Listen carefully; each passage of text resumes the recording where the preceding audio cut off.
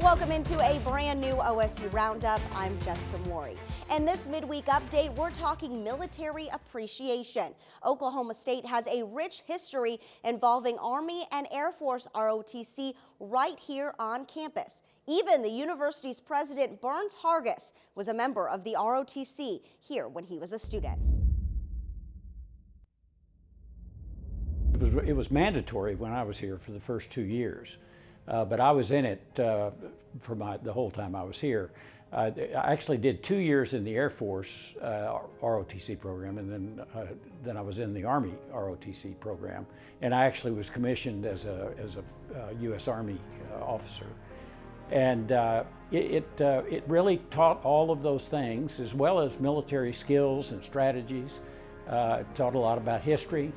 And really, my experience here, I think, is, frankly, I think everybody ought to have to do it. I think it was a great experience for me. ROTC plays a big part in the tradition of Oklahoma State University. Well, it really goes back to our heritage. Land-grant universities had military as one of their functions, in addition to agriculture and mechanical. So we've been at this since World War I. And it really is a wonderful opportunity to remind ourselves of what we owe this country and to serve this country. And in my experience with ROTC, it really teaches you discipline, it teaches you leadership skills, and teaches you how to serve. President Hargis says he loves seeing ROTC heavily represented on OSU's campus. It makes me feel proud that our university is serving our country in this special way. OSU is always considered one of the most military-friendly schools in the country, and that makes me very proud. The Cowboy football team will be doing their part to honor veterans and members of the military when they debut new uniforms on Saturday against Kansas. Well, I think for our team to recognize the value of our military in such a special way is very cool and very appropriate.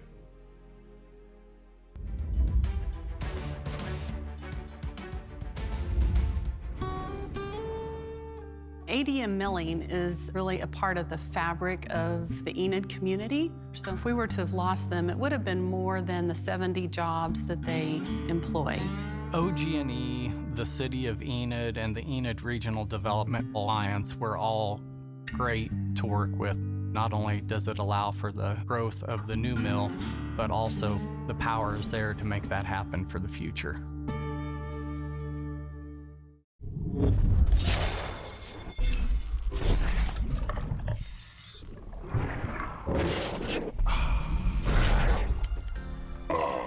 Now that's crisp. Crisp taste, brewed with no corn syrup. Bud Light.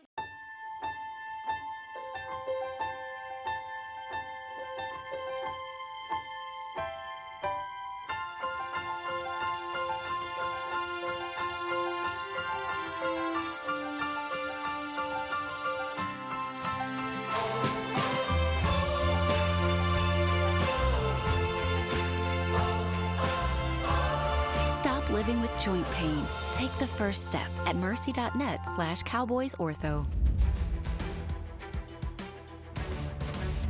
The Oklahoma State women's soccer team is headed for the postseason.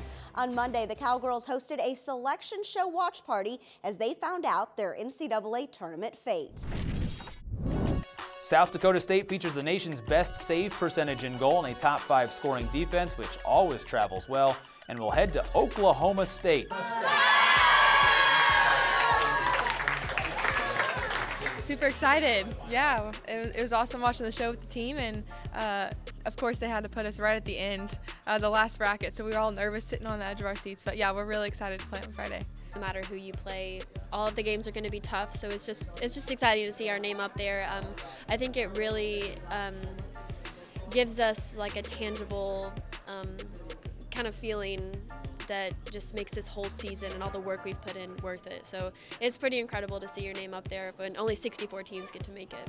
The Cowgirls are back in the tournament for the 11th time in the last 14 years. Oklahoma State earned a #3 national seed and will host South Dakota State on Friday night. Well, I mean, first of all, we're thrilled to be in the tournament. To get a national 3 seed is outstanding. It's a tribute to these kids and their hard work all season.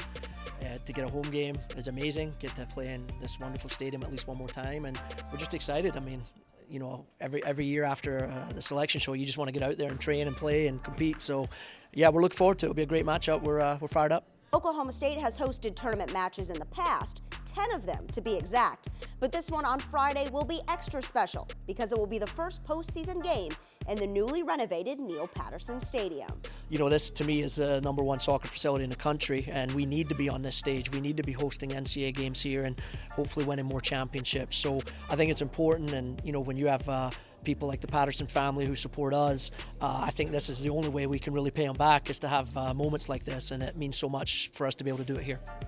The Cowgirls have had good fortune at home this season. Oklahoma State is 9-0-1 when playing at NPS. Yeah, to play at home, I mean, it's amazing. And anytime we're here, we feel confident, we feel comfortable, we have our fans behind us, and this is a special place for sure. So to get to play at home and like one more game here, I'm excited, yeah.